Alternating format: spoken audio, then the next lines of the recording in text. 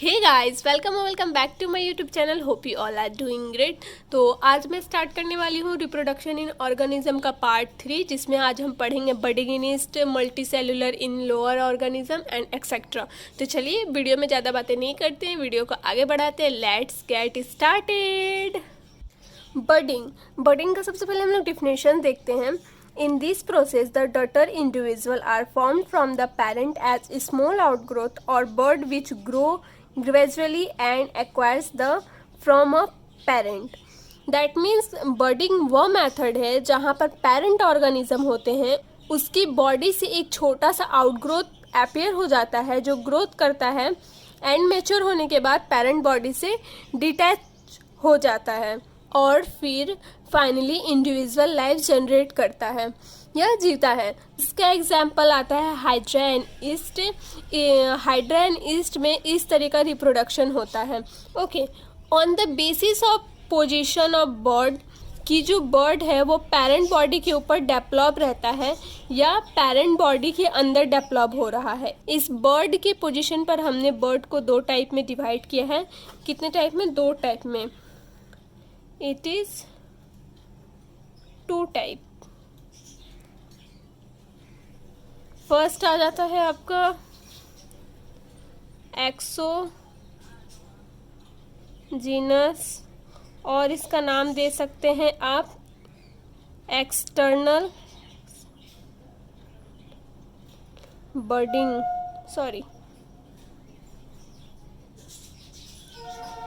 इसमें क्या होता है? एक्सो मतलब होता है आउटसाइड द बॉडी,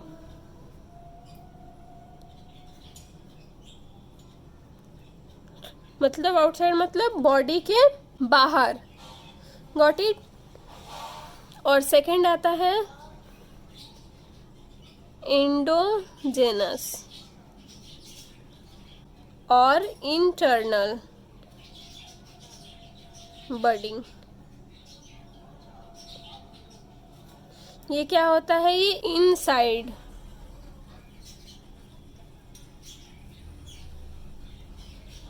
ये बॉडी के अंदर होता है। Got it? Budding and budding के टाइप्स आपको समझ में आया होगा। तो चलते हैं नेक्स्ट टॉपिक की ओर। Move on the next topic. आते हैं बर्डिंग इन ईस्ट। बर्डिंग इन ईस्ट में हम क्या देखते हैं? एक ईस्ट है, सपोज दैट ये ईस्ट है। मैं यहाँ समझाने के लिए ये बताई हूँ। ये ईस्ट है, सपोज दैट इसमें बडिंग हो रही है। ऐसे छोटे छोटे सर्कल हैं उनमें बडिंग होती है। ये जैसे ईस्ट है, इसमें फंजाई को मैं लेती हूँ, इस तरह की बडिंग होती है। बडिंग इन ईस्ट में ये जो छोटे छोटे बने हुए हैं, तो कई बार क्या होता है बडिंग एंड फ्यूजन में हम डिफरेंस नहीं कर पाते हैं। तो ये पता होना चाहिए हमें बडिंग एंड फ्यूजन में डिफरेंस क्या है। और एक बात, ये जो ईस्ट है हमारे पास, आपके सिलेबस में सैक्रोमाइसिस, जिसे आप पढ़ते हो वीवर एंड बैक्रोसिस्ट कहते हैं, तो स्क्रियोमाइसिस डायरेक्टली फ्लोइंग, यहाँ से भी क्वेश्चंस आते हैं। तो चलिए हम देखते हैं बडिंग में बडिंग एंड फ्यूजन में डिफरेंस क्या होते हैं। सबसे पहले बडिंग में क्या आता है? डॉटर सेल क्या होते हैं? अटैच होते हैं। एंड फ्यूजन में क्या होते हैं? डॉटर सेल फ्री होते हैं। सेकंड एंड मोस्ट इंपॉर्टेंट आता है in this parent cell can be identify after division.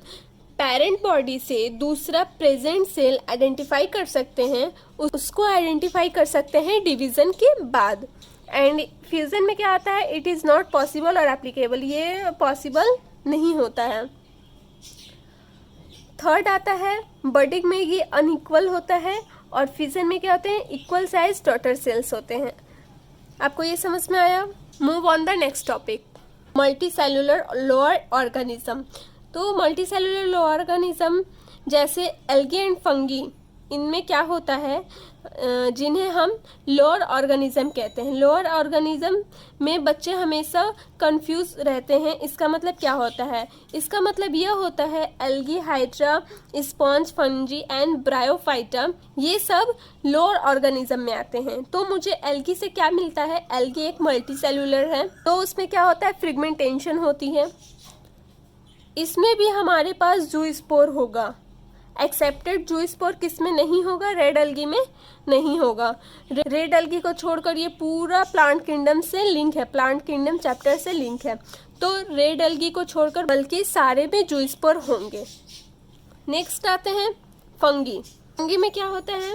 फंगिंग में भी फ्रिगमेंटेशन होती है। इसके अलावा फंजाई में क्या होती है, एक स्पेशल टाइप का स्पोर बनता है जिसे हम क्या बोलते हैं, कॉनिडिया कहते हैं। आप देखो, एक जिसे हम कॉनिडिया कहते हैं। अब कॉनिडिया क्या है? यह असेक्सुअल स्पोर है।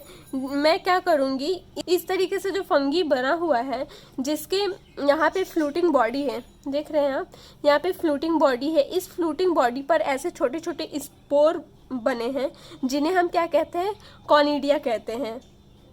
कॉनिडिया क्या है? असेक्सुअल स्पोर है, नॉन मोटाइल है। ये क्या है? असेक्सुअल स्पोर है, नॉन मोटाइल है। एंड अगर कोई स्पोर नॉन मोटाइल होता है तो उसे हम एप्लानोस्पोर कहते हैं। जैसे कि मैंने यहाँ पे सब कुछ लिखा है, ये असेक्सुअल स्पोर है, नॉन मोटाइल है। नॉन मोटाइल रहते हैं तो हम इन्हें क्या बोलते हैं, एप्लानोस्पोर कहते हैं। ये हैप्लॉइड होते हैं and most important product of mitosis होते हैं। ये स्पोर दोनों माइटोसिस का प्रोडक्ट होते हैं। ये फ्लोटिंग बॉडी जो है, यहाँ पे जो फ्लोटिंग बॉडी है, इसे फ्रूटिंग बॉडी कहते हैं। ये this is the fruiting body, इसे हम बोलते हैं फ्रूटिंग बॉडी। बॉडी जिस पर कॉनिडिया लगा रहता है। फ्रूटिंग बॉडी के ऊपर क्या लगा रहता है? कॉनिडिया लगा रहता है। इसको हम क्या नाम देते हैं? कॉनिडियोफोर, जो कि ये भी क्या होते हैं, हैप्लॉइड होते हैं। क्योंकि इसका नाम कॉनिडिया है तो दिस कॉनिडिया इज हैप्लॉइड। क्यों? बिकॉज फ्लोटिंग बॉडी हैप्लॉइड, क्योंकि ये हैप्लॉइड है। ये स्ट्रक्चर जो है कॉनिडिया हमने पेनिसिलियम के लिए बनाया है। क्लियर? आप इस बात को अच्छे से समझो कि कॉनिडियोस्पोर जो हैप्लॉइड है, जो माइटोसिस में कॉनिडिया बन रहा है, वो नॉन मोटाइल होते हैं।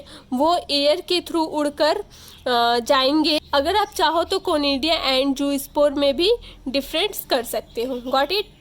तो चलिए कॉनिडिया एंड जूस्पोर में डिफरेंस देख लेते हैं। तो फर्स्ट ऑफ ऑल कॉनिडिया क्या होते हैं? ये नॉन मोटाइल होते हैं, नॉन मोटाइल। और ये क्या होता है? ये मोटाइल होता है। दूसरा आता है इसमें फ्लैजिला एब्सेंट होता है, फ्लैजिला एब्सेंट। और इसमें क्या होता है? फ्लैजिला प्रेजेंट रहता है, प्रेजेंट।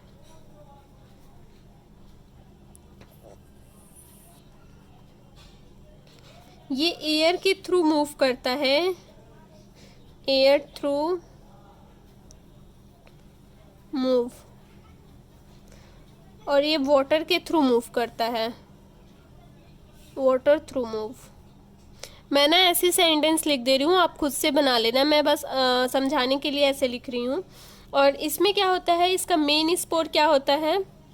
मेन स्पोर होते हैं इसका फंगी, एंड इसका मेन स्पोर होता है एल्गी। अगर मैं इसमें सिमिलैरिटी की बात करूँ तो कॉनिडिया में दोनों हैप्लॉइड हैं और दोनों प्रोडक्ट मेरे पास माइटोसिस हैं। Got it? अगर आपको इतना समझ में आया तो हम अब देखेंगे मल्टी सेल्यूलर की मैं बात कर रही हूँ। अगर आप सीक्वेंस पढ़ रहे थे जिसमें हम पढ़े थे एल्गी के बाद, हमने फंजाई में पेनिसिलियम पढ़ा था, जो हमने बताए थे स्ट्रक्चर, पेनिसिलियम का जो स्ट्रक्चर मैंने पढ़ाया था, बताती हूँ कौन सा। दिस स्ट्रक्चर जो पेनिसिलियम का हमने पढ़ाया था, this structure for fungi Penicillium के लिए बनाई थी मैं। अब हाइड्रा की बात करती हूँ, तो इसमें तो अब हम लोग बात करते हैं हाइड्रा की। ओके, तो आपको डिफरेंट समझ में आया कॉनिडिया एंड जूस्पोर में। अगर आप देखे होंगे मल्टी सेल्यूलर की मैं बात कर रही हूँ, अगर आप इस सीक्वेंस पढ़े होंगे तो जिसमें हम अलगी के बारे में पढ़े थे, फंजाई पेनिसिलियम पढ़ रहे थे, इस स्ट्रक्चर फॉर पेनिसिलियम फंजाई के लिए मैं बनाई थी। अब हम पढ़ेंगे हाइड्रा की बात करते हैं। इसमें भी बर्ड बनती है। बर्ड क्या होती हैं? एक तरीके का आउटग्रोथ होता है, तो इसलिए कई बार हम इन्हें नाम क्या देते हैं? बाहर की तरफ बनी हुई बर्ड। देखिए आप यहाँ पे बाहर की तरफ बनी हुई बर्ड है। और ये क्या करते हैं? ये कुछ टाइम बाद डिटैच हो जाते हैं और यंग हाइड्रा बना लेते हैं। यहाँ से ये पार्ट टूटा या फिर कट गया तो यहाँ से ये क्या बना लेते हैं, न्यू हाइड्रा बना लेते हैं जब ये डिटैच हो जाता है। तो यहाँ पे बाहर की तरफ बनी हुई बर्ड को हम लोग क्या कहते हैं, एक्सोजेनस बर्ड कहते हैं, जो मैंने आपको बर्डिंग के टाइप्स में पढ़ाया। तो अब हम नाउ बढ़ते हैं स्पॉन्जेस की तरफ। नाउ स्पॉन्जेस में क्या है, एक स्पॉन्जेस में एक खास तरह के स्ट्रक्चर बने हुए होते हैं जिन्हें हम क्या कहते हैं, गैम्यूल्स, जिन्हें हम क्या कहते हैं, गैम्यूल। Got it. जो एक तरह की स्पॉन्ज बनी हुई होती है वो अंदर की तरफ बर्ड होती हैं। यहाँ पे मैंने बताया है this is called internal bird. देखो ये सब जो है ये इसका इंटरनल बर्ड है। मैं एक पार्ट को जूम करके दिखाई हूँ। ये बर्ड अंदर की तरफ होती हैं, जो स्पॉन्जेस में बर्ड बनती हैं वो अंदर की तरफ बनती हैं। तो स्पॉन्जेस में इंटरनल बर्ड बनता है, उसे हम एंडोजेनस कहते हैं। उसे हम क्या कहते हैं, एंडोजेनस। देखिए, जिसे हम क्या कहते हैं, गैम्यूल। एंडोजेनस बर्ड को हम क्या कहते हैं, गैम्यूल। तो आप इसे याद रखना, गैम्यूल इज ए असेक्सुअल रिप्रोडक्शन। ये क्या है, असेक्सुअल रिप्रोडक्शन है।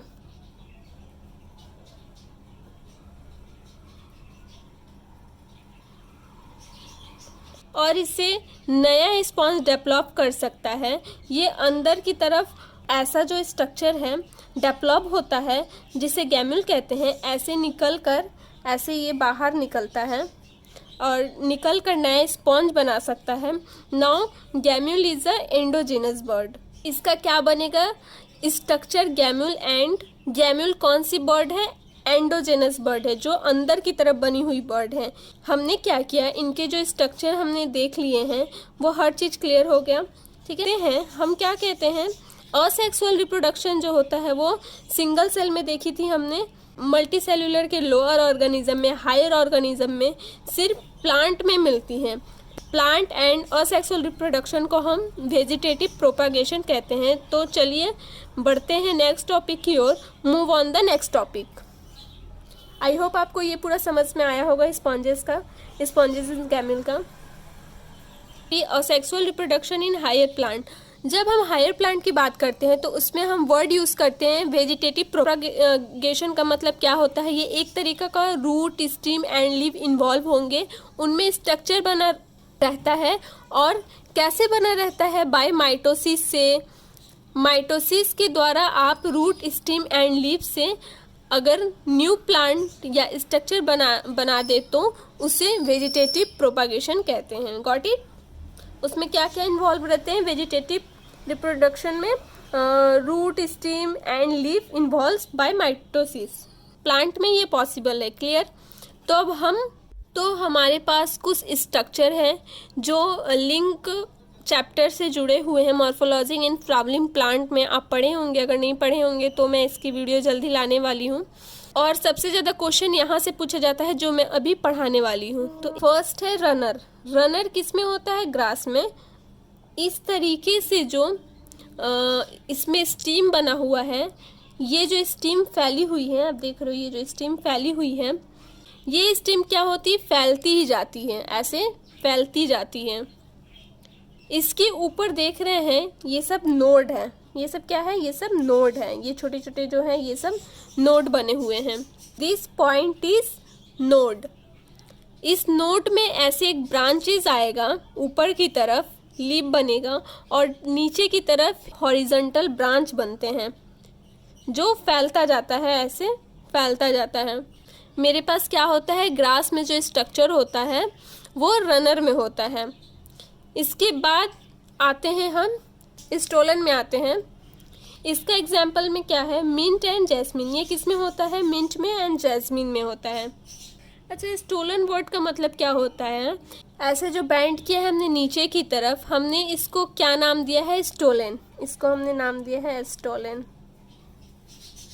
स्टोलन क्या होता है, ये मिंट एंड जास्मिन में है, जास्मिन में पाया जाता है, जिसमें क्या होगा, लेटरल ब्रांचेस जो होते हैं वो लेटरल ब्रांचेस निकल कर नीचे चले जाते हैं, ये जो लैटरल ब्रांचेस है वो कहाँ चले जाते हैं, नीचे चले जाते हैं। क्लियर? तो इसे स्टोलन बोलते हैं, जो मिंट एंड जैस्मिन में होता है। देन उसके बाद आते हैं हम बल्ब। और मैंने स्ट्रक्चर उतना तो खास नहीं बनाया है, कैसा स्ट्रक्चर है ऑनियन का आप देख सकते हो। आपको देख के हंसी भी आई, ऐसा लग रहा है ऑनियन को पोलियो मार दिया है। तो आप लोग एडजस्ट कीजिएगा इसे। ओके, तो आते हैं थर्ड नंबर पॉइंट पे, बल्ब। बल्ब का एग्जाम्पल में क्या आ जाता है, ऑनियन एंड गार्लिक। और एक प्लांट होता है, उसका नाम बल्बिल है। उसके बल्ब में छोटे छोटे ऐसे बल्ब होते हैं, बल्ब के पार्ट्स होते हैं, जिन्हें न्यू प्लांट बन सकता है, जिससे क्या हो सकता है, न्यू प्लांट बन सकता है। बल्बिल एक रिप्रोडक्टिव बल्ब होती है, जैसे बल्ब होती है उसमें न्यू प्लांट होते हैं। रिप्रोडक्टिव को हमने नाम दिया है बल्बिल। और यह हमारे पास किस में मिलेगी, अगावी में। ये किस में मिलती है, अगावी में। एग्जाम्पल इसके अगावी हैं कि मेरे पास जो बल्ब है वो ऑनियन एंड गार्लिक में होता है। हमने क्या बोला, बल्बिल क्या होता है, रिप्रोडक्टिव बल्ब होती हैं। इसका एग्जाम्पल क्या होता है, अगावी। तो चलिए बढ़ते हैं नेक्स्ट टॉपिक की ओर। उसके बाद आते हैं ट्यूबर। ट्यूबर किस में होता है, ट्यूबर पोटैटो में होता है। मेन पार्ट है इसका ये वाला। इस प्लांट में कुछ ब्रांचेस नीचे होती हैं जो अंडरग्राउंड ब्रांच हैं, जो ज़मीन के अंदर नीचे उस ब्रांच के टिप पर ये स्ट्रक्चर लगा रहता है, जिसे ट्यूबर कहते हैं। हम क्या पढ़ रहे हैं कि क्या हमें इन से न्यू प्लांट बना सकते हैं, क्या हम इनसे न्यू प्लांट बना सकते हैं, ऑफ कोर्स बना सकते हैं। ये जो मैं रनर में बताई थी, 1 मिनट, यहाँ जो मैं रनर में बताई थी, ऐसे जो रूट आ जाती हैं, आप तोड़े होंगे इस पार्ट को, इस पार्ट से आप न्यू प्लांट लगा दोगे तो ये नया प्लांट हो जाता है, तो वहाँ पर ये लग जाएगा। ऐसे ही स्टोलन में भी, स्टोलन में क्या होता है, स्टोलन पार्ट में क्या होता है, अब देखो यहाँ भी रूट आ जाती है, ठीक है। ये जो पार्ट है, इन पार्ट को कट करके अगर हम लगाएंगे तो यहाँ से न्यू प्लांट बन सकती है। ऐसे ही ट्यूबर पर स्ट्रक्चर होता है, ऐसे ही ट्यूबर पे स्ट्रक्चर होता है, ऐसे ही ट्यूबर पर स्ट्रक्चर होता है। ये जो छोटे छोटे हैं, जिसे हम क्या कहते हैं, आइज कहते हैं। लग्जरी बर्ड होती हैं, ठीक है। इस आइज में क्या होता है, एक आइज जो होता है, ईच आइज, हर एक आइज में क्या होता है, एक न्यू प्लांट बन सकता है। ये हर एक आइज में अगर आप इसे निकाल के किसी में बो दोगे तो ये क्या बन जाएगा, पोटैटो बन जाएगा। इससे न्यू प्लांट बन जाए, न्यू प्लांट बन सकता है। ओके, क्योंकि वो नोड है, नोड पर बर्ड होती हैं, तो हर एक आई एक न्यू प्लांट बना सकती है। तो ट्यूबर किस में होता है, तो आपको याद करना होगा इन सब का एग्जाम्पल जो मैंने बताया। ये सब जो हमने पढ़ा, हम लोग प्लांट में वेजिटेटिव रिप्रोडक्शन यूज़ करते हैं। इसके लिए हम लिख सकते हैं प्रोपाग्यूल्स। नाउ व्हाट इज प्रोपाग्यूल्स, जो असेक्सुअल एंड सेक्सुअल दोनों में ही आएंगे। वेजिटेटिव प्रोपाग्यूल्स का मतलब क्या है, वेजिटेटिव पार्ट को यूज़ कर रहे हैं। आगे देखिए क्या होता है। नेक्स्ट नाउ आते हैं राइजोम। राइजोम का एग्जाम्पल क्या है, ginger, turmeric, banana and sugar cane. इसे आप याद रखना, सबसे इम्पॉर्टेंट है जिंजर एंड टर्मरिक। ये भी ज़मीन के नीचे अंडरग्राउंड ऐसे हॉरिजेंटल स्टीम होती हैं। ये जो ऐसे हैं, ये हॉरिजेंटल स्टीम होती हैं। और पोटैटो में भी अंडरग्राउंड पार्ट से होता है। ये भी अंडरग्राउंड में ऐसे जो ये पार्ट बता रही हूँ मैं, ऐसे जो पार्ट्स बने हुए हैं, ये हॉरिजेंटल स्टीम होते हैं। हॉरिजेंटल का मतलब ऐसा लंबा, ग्रो करती हैं, जिसमें नोड होती हैं, जिसे ब्रांचेस कहते हैं। जिसमें नोड होती हैं उसे हम ब्रांचेस कहते हैं। और इस नोड के ऊपर प्लांट होता है, जैसे कि ये प्लांट बना हुआ है, देख सकते हो आप, ये सब नोडें हैं। नोड के ऊपर क्या निकले हुए हैं, प्लांट निकलती हैं, तो इसे हम क्या कहते हैं, राइजोम कहते हैं। इसमें आप क्या याद करोगे, फर्स्ट याद रखिएगा हॉरिजेंटल, सेकंड डेफिनेशन में आ जाएगा क्वेश्चन हॉरिजेंटल, ठीक है।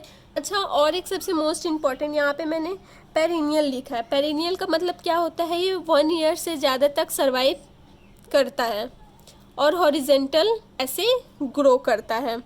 गॉट इट, ऐसे एंड ऐसे ग्रो करता है हॉरिजेंटल, जैसे मैंने बताया। देखिए ऐसे ऐसे जा रहा है, देन ऐसे जा रहा है, ये हॉरिजेंटल ग्रो करता है। तो उसे हम क्या नाम देते हैं, राइजोम। और आप कंफ्यूज मत होना, शुगर कैन एंड बनाना आता है राइजोम में।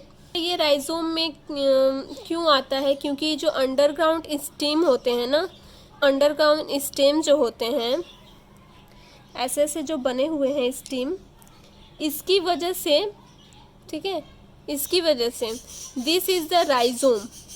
तो हम ऐसे अंडरग्राउंड पार्ट्स को काट कर लगा सकते हैं, जिससे हम नए पार्ट्स को, नए प्लांट्स को जनरेट कर सकते हैं। Got it. अच्छा, आपने देखा होगा ट्यूबर पे भी ऐसे स्ट्रक्चर होती हैं जिसे आप आइज़ कहते हो। आइज़ हमारे पास एक्सिलरी बर्ड होती हैं। अच्छा, ये पार्ट कट है ना। उसके बाद हम आते हैं सकर। नेक्स्ट आते हैं सकर पे। सकर में क्या होता है, ये जो है ये इसका मेन पार्ट है और इसके एग्जाम्पल क्या है, क्राइसैंथेमम, कोरोनेरियम, बनाना, पाइनएप्पल एंड मिंट। सबसे इम्पोर्टेंट फर्स्ट वाला ही है, इसका मेन पार्ट ये वाला है, ठीक है। ये क्या है, मेन पार्ट है। यहाँ से जो टेढ़ा ब्रांच गया हुआ है ऐसे, एनसीईआरटी कहती है ऑब्लिक है, ब्रांच आती है, ये ब्रांच क्या आती है, ऑब्लिक आती है। कहाँ से, फ्रॉम अंडरग्राउंड पार्ट से, oblique branch from underground part of stem से एक ऑब्लिक ब्रांच, एक टेढ़ी ब्रांच आती है। This is known as sucker. Got it. तो चलिए बढ़ते हैं 7 पॉइंट की ओर। 7th नंबर क्या है, लीव बर्ड। इसका एग्जाम्पल क्या है, ब्रायोफाइलम।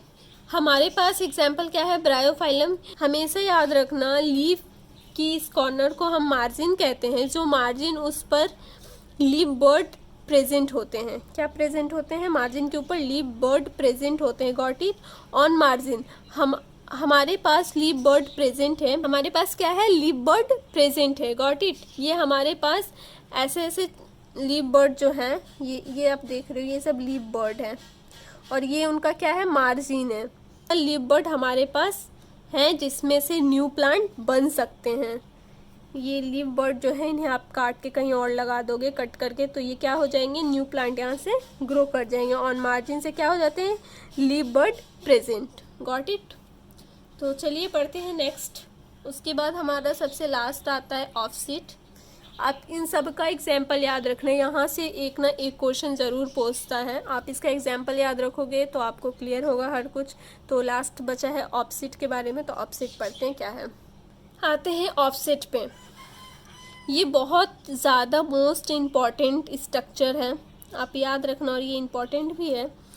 देखो कि हमारे पास क्या है, कुछ प्लांट होते हैं जिसमें इक्रोनिया एक्वाटिक प्लांट होते हैं, जो इक्रोनिया एंड पिस्टिया दोनों में, खासकर इक्रोनिया एक्वाटिक प्लांट है। ये एक तरीके का पानी में मिलता है। ये क्या करता है, ये असेक्सुअल रिप्रोडक्शन में बहुत फास्ट स्प्रेड करता है। कैसे स्प्रेड करता है, देखिए ये जो नोड है, ये सब जो इनके नोड है, यहाँ पे ये नोड है, नोड पर क्या होते हैं, लीव बने हुए होते हैं। ये इसके क्या है, नोड है, नोड पे क्या बने रहते हैं, लीव बने होते हैं।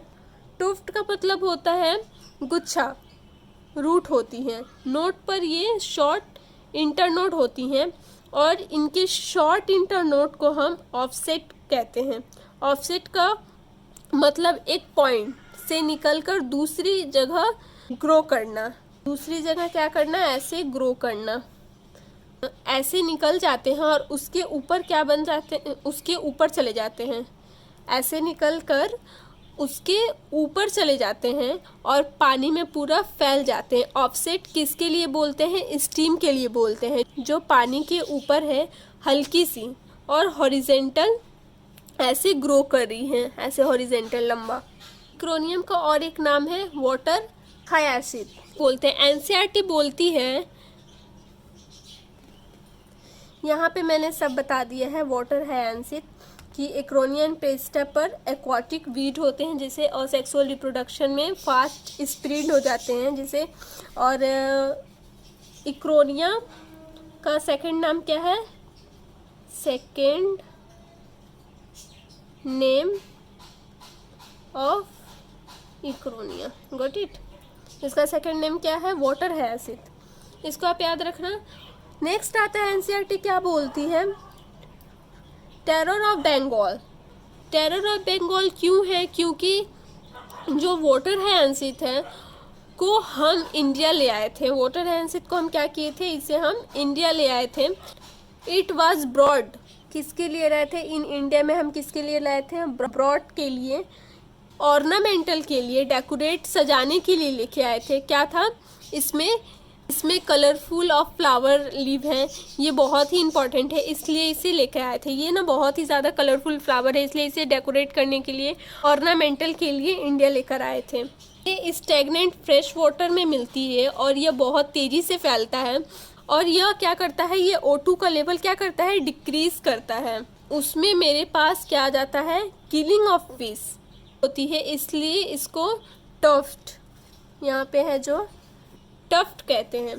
तो ऑफसीट का मतलब पता होना चाहिए, किस लिए लाए थे, इसलिए लेके आए थे क्योंकि ये कलरफुल फ्लावर था, तो इसलिए हम इसे बाय किए थे। तो आपको ये पता होना चाहिए कि हम क्यों लेके आए थे इस टफ्ट को, क्यों लाए थे, क्योंकि ये कलरफुल फ्लावर होता है जिसे हम बाय किए थे। यहाँ पे मैंने सब कुछ लिखा हुआ है, आप इसे अच्छे से पढ़ना। आई होप आपको ये टेरर ऑफ बंगाल समझ में आया होगा कि ये इंडिया में किस लिए लेके आया गया था। Thank you.